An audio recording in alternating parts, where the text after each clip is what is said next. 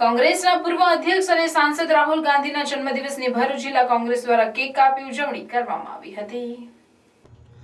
કોંગ્રેસના પૂર્વ અધ્યક્ષ અને સાંસદ રાહુલ ગાંધીના જન્મદિવસની ઠેર ઠેર ઉજવણી કરવામાં આવી, ત્યારે ભરૂચ જિલ્લા કોંગ્રેસ સમિતિ દ્વારા પણ ઉજવણીના કાર્યક્રમનું આયોજન કરવામાં આવ્યું હતું।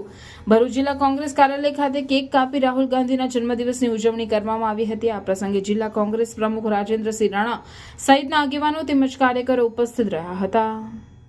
યુવાનોના દિલની હિન્દુસ્તાનની ધડકન અને જેને હજારો યુવાનો આદર્શ માને છે એવા રાહુલજીના આજે જન્મદિવસ નિમિત્તે સૌએ ઉજવણી કરીએ છીએ।